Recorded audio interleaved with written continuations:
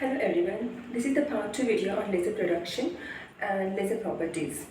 So for that I'm going to read Shield's textbook of glaucoma. It is the 6th edition, chapter 35 and page number 448. The introduction of laser, that is light amplification by stimulated emission of radiation therapy, was a significant advance in the surgical management of glaucoma during the second half of the 20th century. The concept of using light energy to alter the structure of intraocular tissues, however, actually preceded the development of laser technology.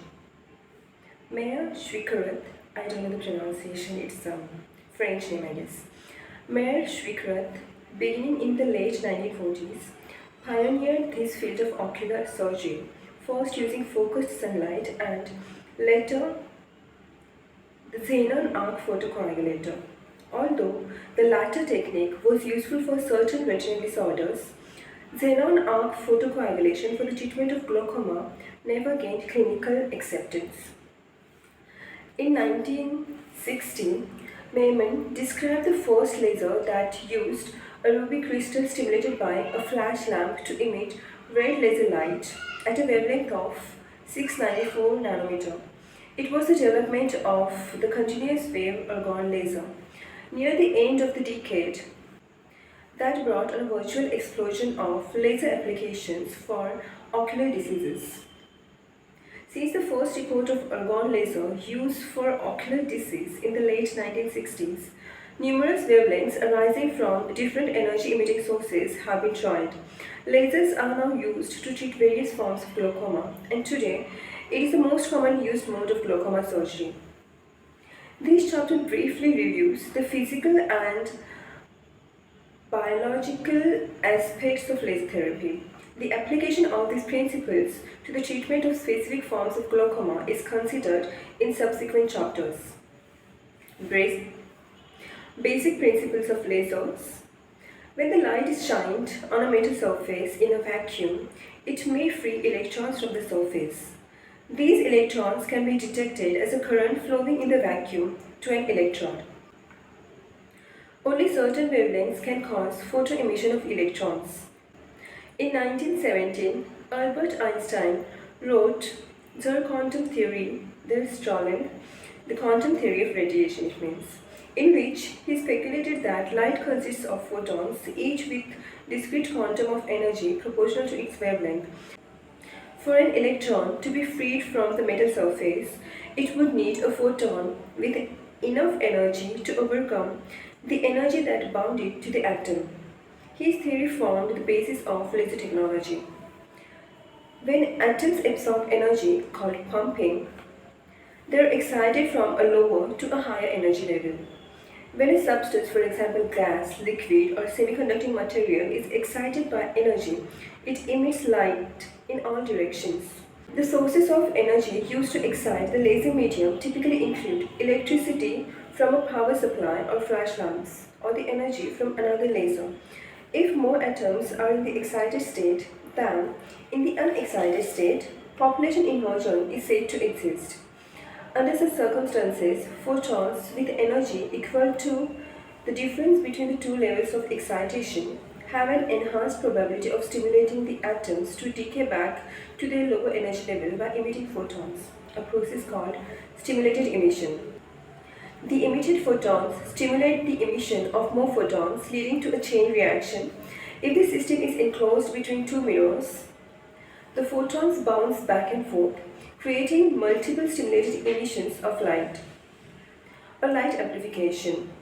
So, stimulated emission means pumping of energy to the atoms to excite them, to excite the electrons from the lower energy state to the higher energy state. And then coming back from the high energy state to the lower energy state and emitting photon, that is called as stimulated emission. And what is amplification? And these photons emitted, they excite the other electrons, and that causes the chain reaction. But these are not collimated, means they are not in the parallel directions. These photons, if we allow them to pass out of the tube, they are not collimated. Collimated means parallel to each other. So, and it is stimulated emission. It is not, this chain reaction is not called as amplification. Amplification is achieved with the use of two mirrors separated by the multiples of wavelengths of the laser that we desire to produce. So, if this system is enclosed between two mirrors, the photons bounce back and forth, creating multiple stimulated emissions of light or light amplification. The mirrors form an optical cavity which, in addition to amplifying the light, creates a parallel beam and acts as a resonator to limit the number of wavelengths. When the light amplification is sufficient, some photons are allowed to leave the cavity in the form of a laser beam to a partially permeable mirror. The laser beam can be delivered as a continuous wave or in a pulsed mode. In the latter situation, the energy is concentrated and delivered in a very short period of time, which can be accomplished in one of two ways. With one technique called Q switching, light is not allowed to travel back and forth in the cavity until maximum population inversion is reached. What is population inversion? Population inversion means more of the atoms or electrons or molecules are in excited state than in the ground state or the normal state. Ground state, you can say, a lower energy state. So that is population inversion.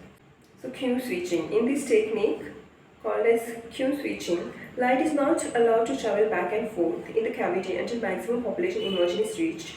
This is accomplished with an electronic shutter or misalignment of the mirrors. When the shutter is opened or the mirrors are aligned, stimulated emission of light amplification occurs suddenly and the energy is released in a pulse of a few to tens of nanoseconds. In the other form of pulse delivery, called mode locking, the energy is also released after achieving maximum population inversion. But different modes of light are synchronized, creating peaks of energy, which are emitted in tens of nanoseconds as a chain of pulses, each of which lasts a few tens of picoseconds.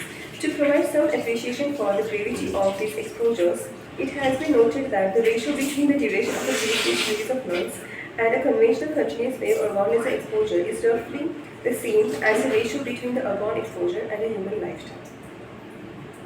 Properties of a laser energy. Light emitted by a laser differs from normal white light in several ways: coherence, collimation, monochromacy, and high intensity. Coherence means all the particles in the same phase of oscillation. Collimation means parallel to each other. And monochromacy means same wavelength, same color. High intensity, the name itself means it has the high energy. So that was all about the laser production. In short, the properties of lasers. In short, I have not read the properties of laser because it is the same thing that I have said about it. And tomorrow I'm going to talk about the laser tissue interactions. So tomorrow I'm going to talk about the laser tissue interaction. For that I'm going to refer one book written by Bhattacharya. But that book, I don't know whether it's standard or not, but I like this book because it's a simple language and point-to-point notes. It's like a notes, but in detail, because it's specifically for the lasers in ophthalmology. So everything that an ophthalmologist requires to know about the lasers in ophthalmology, everything is given out there nicely. So I'm going to read that book. If some mistakes are there, because I think it is not standard book, if some mistakes are there, we are also referring the standard textbooks like Shields, then Jacobi's, then Elkington. So that's it. So tomorrow, laser tissue interactions from Bhattacharya. Then the day after tomorrow, laser tissue interactions from Shields, then from Clinical Optics by Elkington.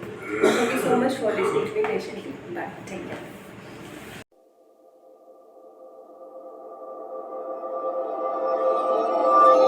Hi, I'm Paul from Physics High. Lasers.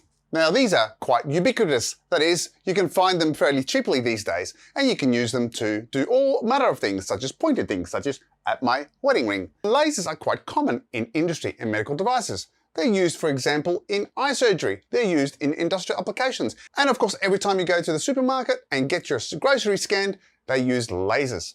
But what makes a laser a laser? Let's turn the light off and examine the laser by using this deodorant spray.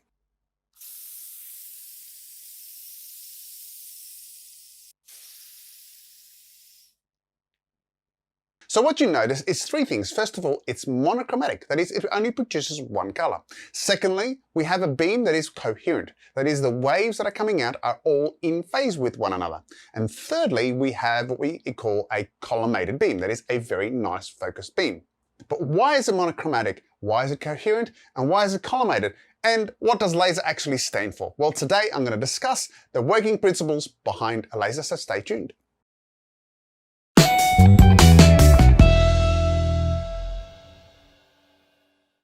Now, laser stands for light amplification by the stimulated emission of radiation. Now, we're going to explore what that means, but we also want to address why it is monochromatic, coherent, and of course, collimated. So to start off with, we need to have a look at the structure of the atom, which is really about the substance that actually generates the photons that we want to have for the laser. Now, we have here the Bohr model of the atom, and I have a video that you can have a look at where I explore the Bohr model. Now, it is a simplistic model, and needless to say that the atom is far more complex, where the electron lives in probability clouds around the nucleus. But in this case, this model will suffice to help us understand what's going on, because the electrons do exist in what we call discrete orbits. They don't radiate energy in these orbits, and so they have various energy levels. And so my electron can exist in one energy level, it can exist in the other energy level, and there could be more further up. Each case, it is a step up in terms of its energy, but they are discrete energy levels or quantum energy levels. That means that the energy between one energy level and the other one is a very discrete amount.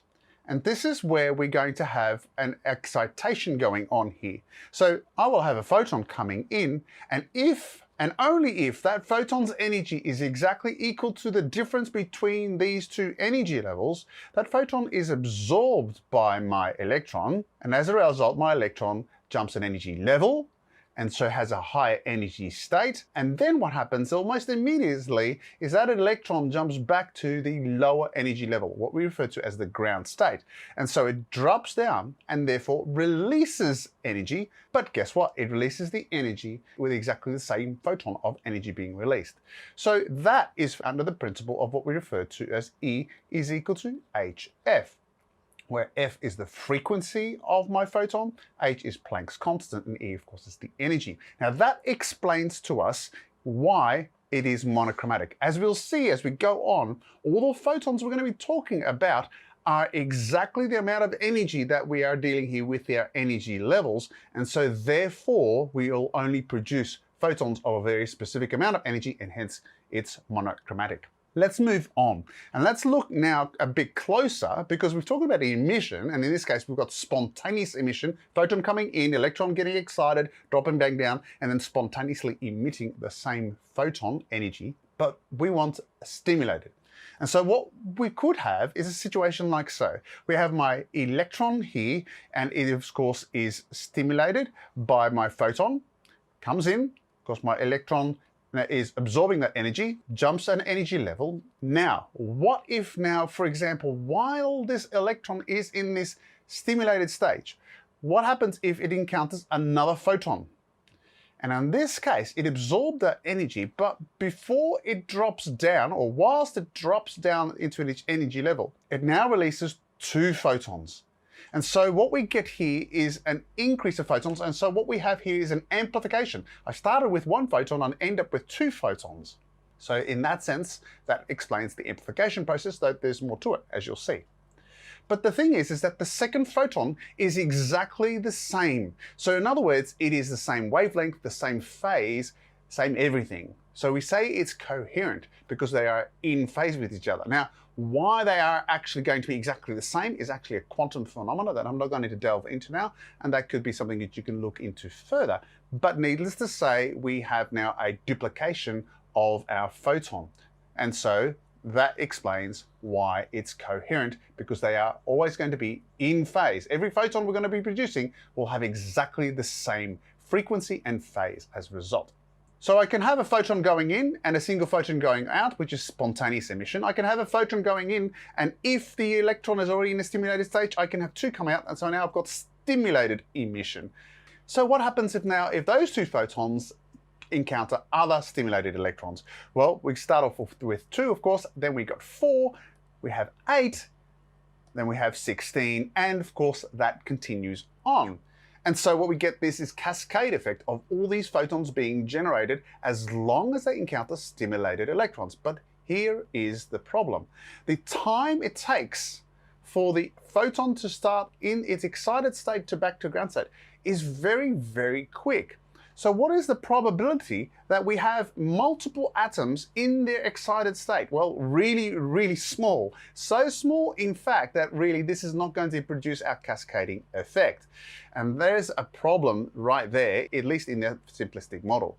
So we need to find a way of increasing the population of our excited state. And so what we get now is what we call population inversion. Let me explain what that means. So in this case, my population is in its ground state. Now I've got here 6 representative electrons in their ground state. And so the number of electrons in the excited state is going to be definitely different to the number of electrons in the ground state. So clearly our N2 is less than N1. If we want to have a continuing cascading effect, we need that to be reversed. We need more in the N2 state than the N1 state. And so what we want is what we refer to as a population inversion, because the population is inverted. We've got more in the excited state and less in the ground state.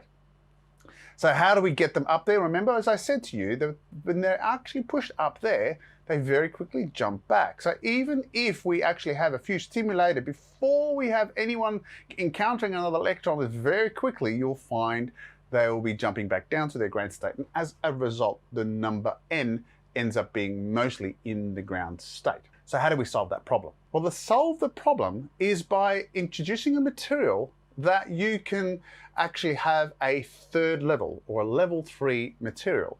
And so what we want to do is stimulate our electron beyond to the level that we want. And how do we do that? Well, we have here our second and now a third level. So imagine I fire a white light photon. Now you're going to say, hold on, a white light photon doesn't exist. You are correct. Actually what we have is, let's say, light that has basically white, so it has multiple photon wavelengths in there. And hopefully one of those photons, of course, will excite it up to this level right here. And so now what we have is our super excited electron. But the materials chosen here, that these two energy levels, or this energy level is very, very unstable. And so what happens is, as I pump the white light in, we have our electrons jumping up into this third level here, but very, very quickly it jumps down into this second level. And so what we now get is an electron that is in the second level that will stay there a little longer. Now this state here is referred to as the metastate. And the beauty about the metastate is that the time that the electron exists in the metastate is actually a little longer, up to 1,000 times longer than, let's say, in the normal situation. And so what that means is you're going to now get a situation where you're going to have a lot more electrons sitting in this metastate for a certain period of time, which means if I now have my photon coming in and it's experiencing an electron in that meta state, very quickly what we're going to get is that electron jumping down, and we now will produce 2 photons. It's more probabilistic for us to produce more photons that way. So in essence, what we get is this. So here is multitude atoms, and what we start to see in these electrons and start to see in these atoms, we start to see pairs of photons coming off as they come out, and then of course they're interacting with other atoms as well. And then what you're going to get, of course, is an increasing or a cascading number of photons being generated in your material. But you can see a problem is that they're all going in different directions. We're not going to get, let's say, a strong focused beam. How do we do that? Well, the first thing we need to do is with our atom, as I said to you, is we need to apply some sort of energy source. Now, it can be a light source, but it can also be an electrical source as well. So this is what the stimulation aspect. So in this case, we're using light. And so there's our light aspect. We've talked already about the fact that it's amplified, and we've already talked about that it's by stimulated emission. So we've actually covered most of the terms already of the term laser. But what we want to do is increase the effect. So how do we do that? Now, the first thing we do is we add mirrors. What does that do? Well, we have, of course, photons going all different directions, but any photon that is going in, let's say, that direction is going to reflect back and go back in that direction. And then, of course, when it gets to the other side, it's going to reflect back in that direction and so forth. It's going to go backwards and forwards. And every single time you start to see a stimulated emission. You're getting more and more photons as it goes backwards and forwards and backwards and forwards. In essence, if we then look at the light in terms of its wave phenomena, what we end up setting up is a standing wave. It's actually what we call a resonance. And so what we get here is a huge amplification as we generate a standing wave of photons basically going backwards and forwards every single time, increasing exponentially as they encounter electrons. Now, at this stage, we've got it in a tube with two mirrors. But the beauty here, of course, is that along this path, it's very narrow. Anything that goes in the other direction will be bouncing off the mirror and goes out to the side, but we're going to definitely get an increasing effect along the line here perpendicular to our mirrors. Now, being a standing wave is that standing wave is determined by the wave formula, which is F is equal to NV over 2L, where N is basically equal to the different harmonics. In this case, I've got a harmonic of 2. The reality is that the harmonic we generate here is in the thousands. The frequency, of course, is the frequency of the photon, and the V, of course, is the speed of light, and the length is the length of the tube. So in other words, if you set the length of the tube right, you'll create the right resonance for the wavelength that you're interested in. And in this case, for example, a red wavelength, let's say 632.8 nanometers, which is the wavelength for a helium neon laser. So now that we have set up a standing wave, we need to now somehow let the light out. Well, I need to change the transparency of my mirror. Now, by changing the transparency of my mirror, usually only about 1%, so in other words, it's now 99% reflective, I'm going to get some of my light going out, and I have my laser beam. Because the light now is only what is going perpendicular to my mirror along that line, that central line, it now explains why we get a really tight beam, and it is collimated. And in some lasers, what they might also do is put a small lens to really adjust for any imperfections that may exist. So in summary, let's quickly review. What did we use to pump the energy into our tube? We used light. What did we end up getting? We ended up getting more photons, so we had amplification. How did we do that? Well, we had to have emission, but it had to occur with electrons that were already stimulated, so we had stimulated emission. And as a result, we get a nice monochromatic, coherent, collimated beam, which we can call radiation. Well, I hope that has helped you understand how a laser works. Please like, share, and subscribe, and put a comment down below if this has been helpful for you. And consider supporting me via Patreon. My name is Paul from Physics High. Take care, and bye for now.